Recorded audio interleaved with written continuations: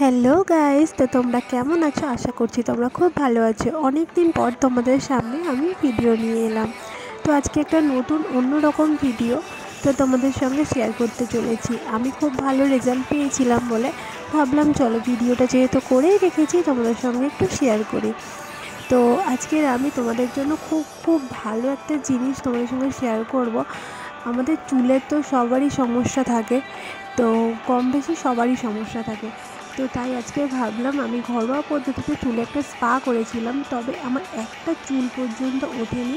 আর চুলের গোড়াটা অনেকটা শক্ত হয়েছে, চুলটা অনেকটা স্মুথ হয়েছে।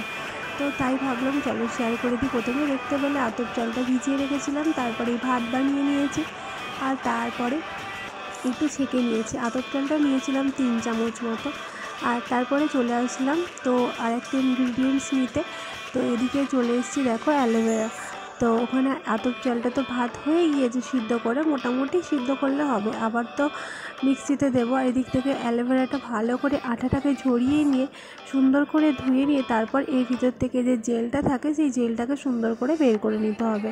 তোমরা যেভাবে খুশি বের করে নিতে পারো, আমার এইভাবে মনে হচ্ছে সহজ, তো তাই এইভাবেই আমি ব্যবহার বের করছি। তো তারপরে নিয়ে নিচ্ছি একদম খাঁটি যে নারকেল তেলটা হয়। তো তোমাদের যেটা নারকেল তেল যেটা যার মাথায় শ্যুট করবে সে সেটাই দিতে পারো। তো এখানে দেখো 2 চামচ মতো ভালো করে নারকেল তেল দিয়ে দিলাম। তো তারপর দেবো পেস্ট করতে। তো ওদিকে তো পেস্ট করবো, তো তার আগে আমার চুলটা তোমাদেরকে দেখিয়ে দিই কেমন আছে আর কেমন চুলটা আমার পরে হবে।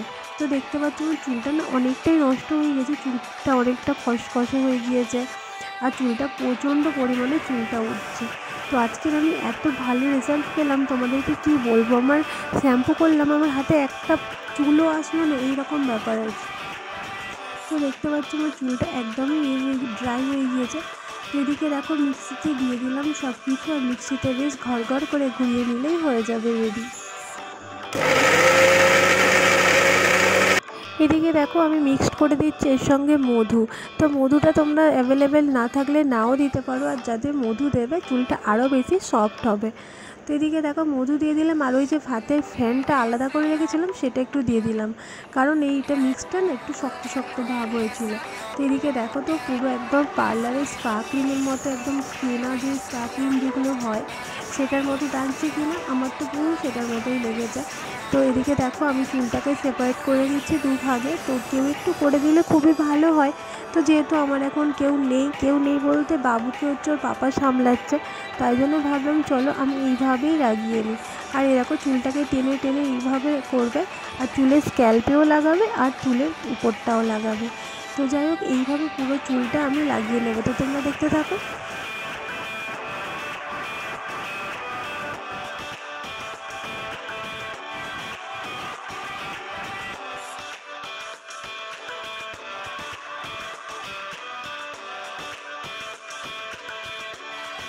তো এই দেখো আমি পুরো চুলটা লাগিয়ে নিয়েছি, আর একটা ক্ল্যাচার দিয়ে আটকে রেখেছি। আর মুখে ওই যে হালকা একটু ফ্যান ছিল, ওই ফ্যানটাতেই মুখ রেখে নিয়েছি। আর আমি মাথায় রাখবো 30 মিনিট 35 মিনিট এরকম রাখবো। রাখার পরে ধুয়ে ফেলবো। তো ধুয়ে একদম শ্যাম্পু করে ধুতে হবে। তো তারপরে তো তোমাদের সঙ্গে দেখাচ্ছি। আর এখন আমি অন্য কাজবাজগুলো করে নিই। তো এই যে দেখো একদম বিকালবেলা শ্যাম্পু করার পর তো অনেক বাবুকে সামলানো থাকে, তো আমিও তোমাদের সঙ্গে সময় উঠতে পারিনি। তো বিকালবেলা একদম চুলটা শুকনো হয়ে গিয়েছে। তো আমার চুলটা কতটা গ্লো করছে তোমরা বুঝতেই পারছো, একদম চকচক করছে চুলটা, আর খুব স্মুথ হয়ে গিয়েছে। খুব ভালো রেজাল্ট পেয়েছি, সেটাই তোমাদেরকে দেখাচ্ছি। তো আমার মনটা দেখতে হচ্ছে পুরো খুশি খুশি। তো চুলে আমাদের নারীদের কাছে চুলটা দেখবে আলাদা একটা সৌন্দর্য থাকে। আর চুলটা যদি না একটা কী বলবো, আর এই চুলটা ইদানিং আমার বেশ লম্বা হয়ে গিয়েছে, তো বেশ আমার ভালোও লাগে, চুলটা আর কাটতেও ইচ্ছা করে না। তো তোমরা অবশ্যই করো।